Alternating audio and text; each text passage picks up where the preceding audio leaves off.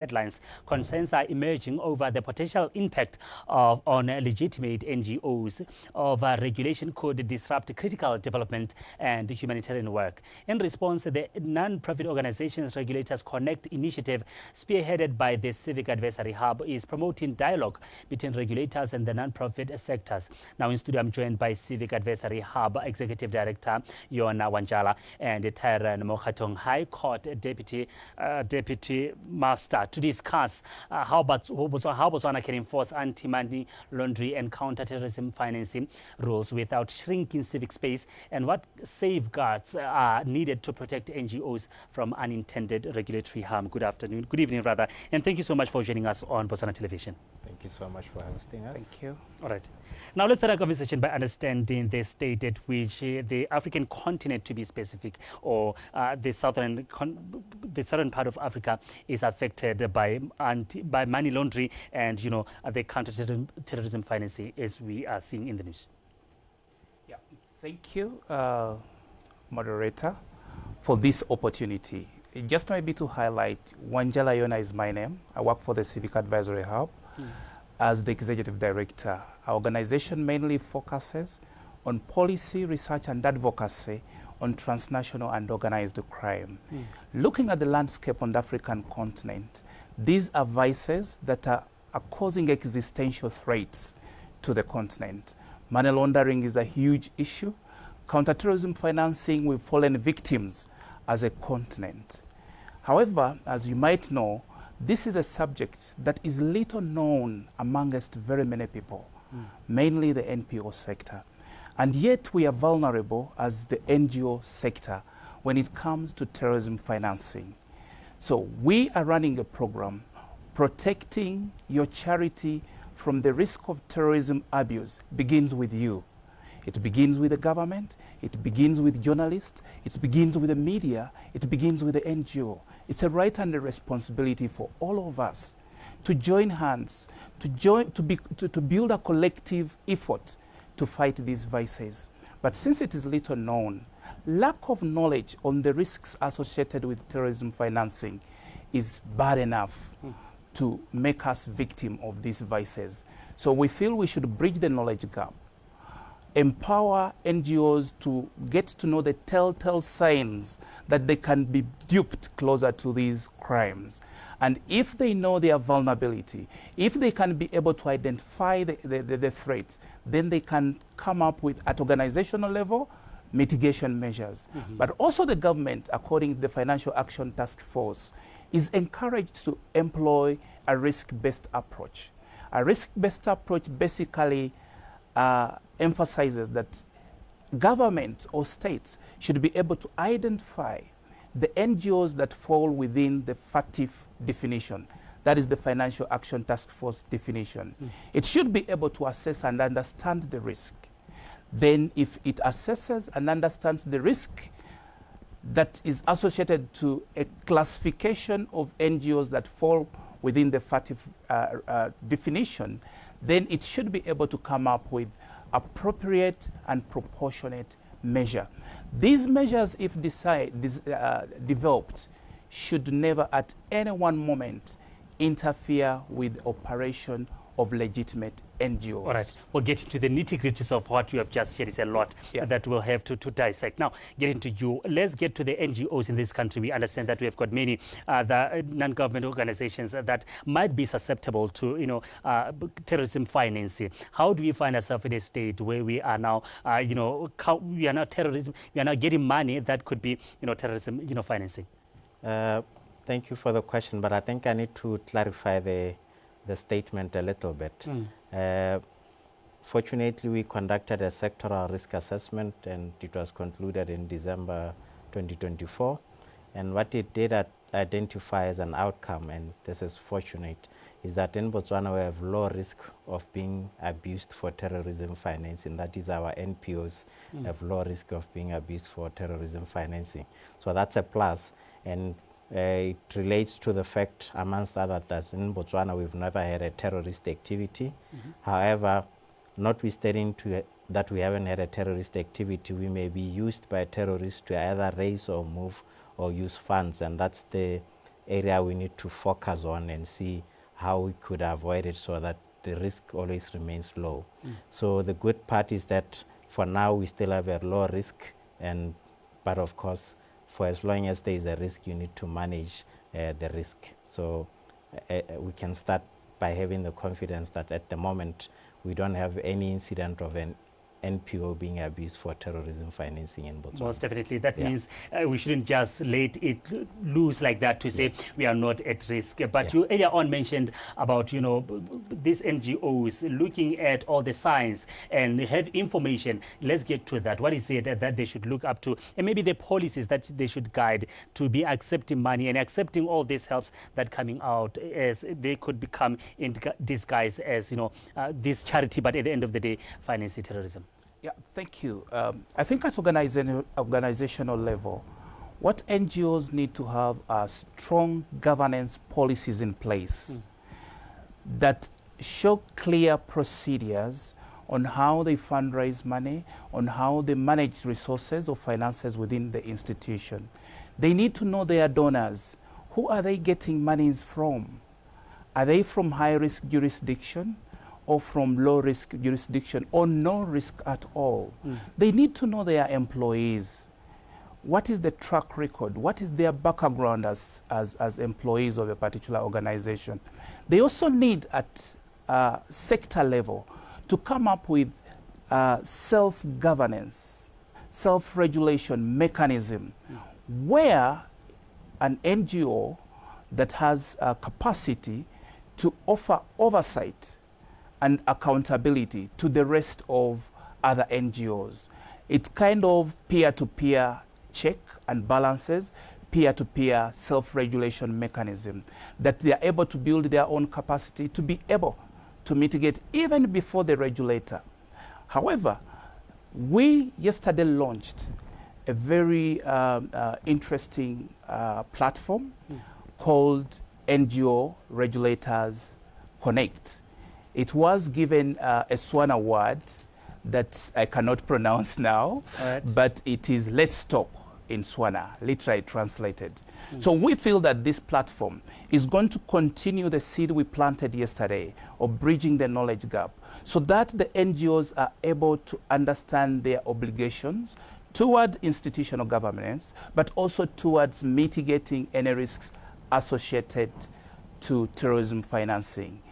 NGOs will freely reach out to the regulators, and regulators will freely reach out to the NGOs in giving them guidance and also giving them several strategies to mitigate these vices. Most definitely. Now, he's talking about all the measures that should be put in place, and how can the NRC initiative ensure that NGOs' voices are being heard, meaningfully included in the regulatory decision-making, because at the end of the day, they need to be at the table? Yes, thank you again for that question. So the Setswana word or phrase he couldn't say is Arubue, which basically means together as the regulators and the NPOs in Botswana, let's have a platform where we continuously engage so that we are able to build capacity from the perspective of or the views of each other. So as the regulators, we understand the perspective of the NPOs, and the NPOs also try to understand the perspective of the regulators, and also to understand the environment we ought to work on, which are the laws and the international standards that we subscribe to, such as the Financial Action Task Force. So what the program effectively helps us to do is the long-term vision. The long-term vision is to have a structure, an informal structure or even formalized structure between the regulators and the NPOs, where we are continuously exchanging best practices and continuously engaging with the stakeholders to refine both our processes as the regulator, so that we are not overbearing on the NPOs, and also so that the NPOs eventually also their self-governance is sustainable, so that when because it's a very fluid industry, because it depends on grants, donors. So as skills as people move on to other things, there must be a sustainable way for skills transfer. So if we have this mechanism, it will ensure that as they keep switching to other things, there is at least a mechanism. So ultimately, we want to see where we have NPOs that are trainers of trainers, and we are collaborating as government with other stakeholders within the government. For example, the Institute on Combating Illicit Financial Flows. We are working together to ensure that this is a sustainable program, and this is why Aribue is a good platform, because it initiates the conversation so that it's more frequent, but ultimately leading to skills transfer and also to a more pragmatic way, sustainable way of ensuring there's always skills transfer. That's incredible. Now, I'm interested in also understanding that the honey that you are talking about, the regulator honey that you're talking about, maybe you can take us through what was happening in exchange of information, what kind of information was shared. And as NGOs or non-profit organizations in this country, do we understand our role and the responsibility that we ought to carry as we serve the good purpose that we are doing in our communities? Great. Thank you. I think you started from a very good perspective on understanding basically what was lacking. We identified a knowledge gap that while there are several regulators with several policies and laws in existence, these policies are not known by the regulated. So I think there was a need to make these regulation and statutory obligation known to the NGO sector, and Aribue actually answers the question, because Aribue, the regulators are supposed to explain the statutory obligation, the rules and policies and procedures to the NGO sector through a cordial relationship, a civil tone that is geared at inculcating trust, is geared at strengthening collaboration, is geared at working as a collective, because like the minister yesterday actually highlighted that we all have one Botswana. There is no other Botswana, so we should work collectively to save it, and we should not be conduits. But maybe the other thing that we always say, that NGOs have to be at the table, because if they're not at the table, then they're part of the menu. They will be crushed. Now, there is a tendency of sometimes NGOs exiting the table or not even wanting to be part of the table. Could be because of mistrust and suspicion. This Aribue encourages that you should actually not even wait to be invited. You should invite yourself at the table, because you are seeking knowledge, you are seeking clarification that is looking for a solution that can save the country, that can save the sector. And it's our key emphasis on this. Right. We are running out of time. We've got 4 minutes to wrap up this conversation, but I also understand that earlier on you talked about the risk remaining low. But what lessons can Botswana learn from other countries that have implemented similar frameworks without even stifling the civil society? Yes. The biggest risk learnings are that risk is it's not static. It must be reviewed every now and then.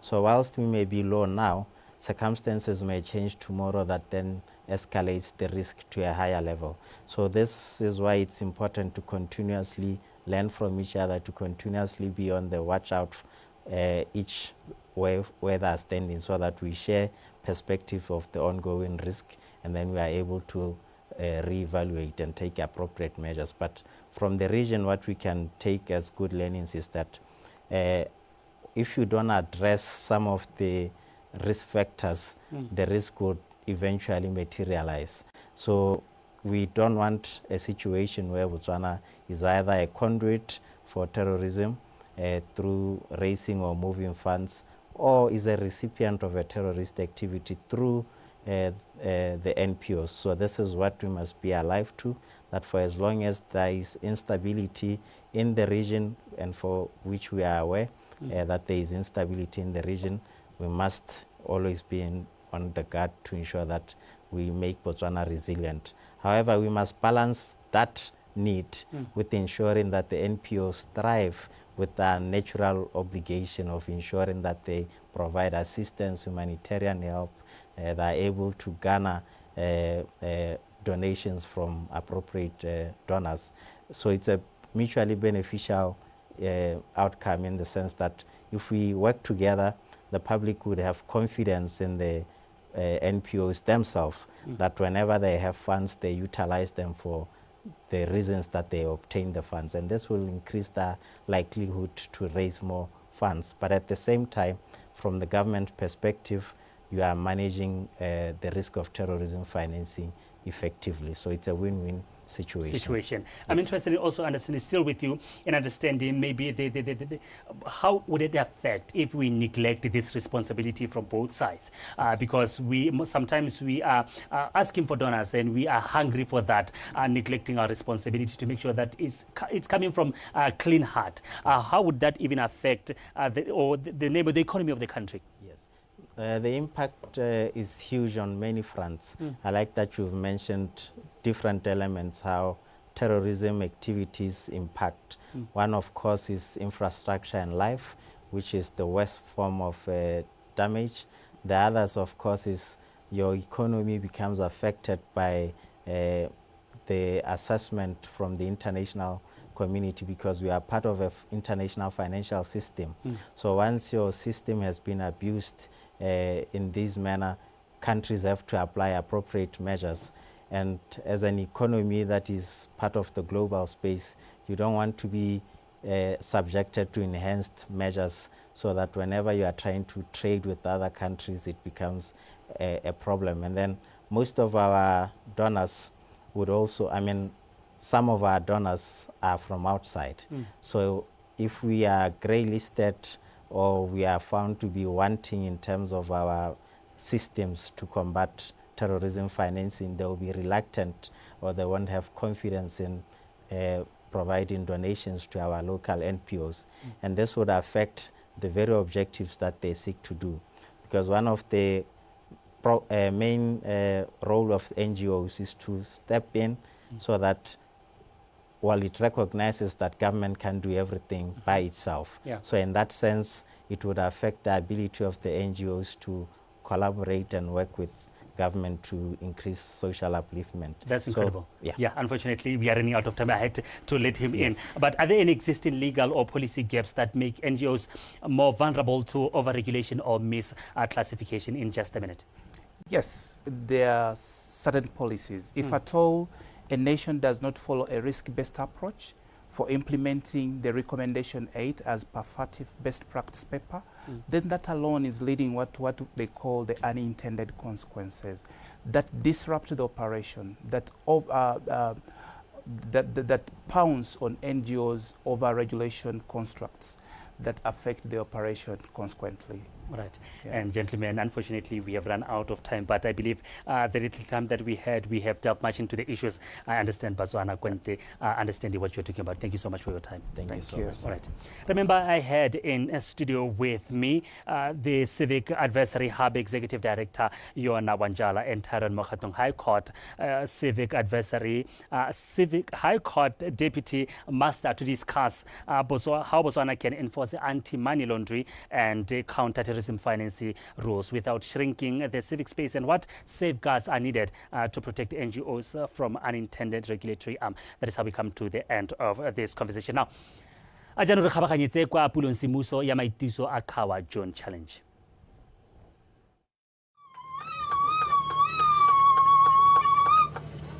Ampho ha se one yana mogolo kwana ga utlwane halala Khawa halala re a tsweledisa ke tabokin inetsi bomma bontlenyane ba rona re tere ba bontshiwe metsamao le kapare ya bone re tsamaye re ipila mo ka bone.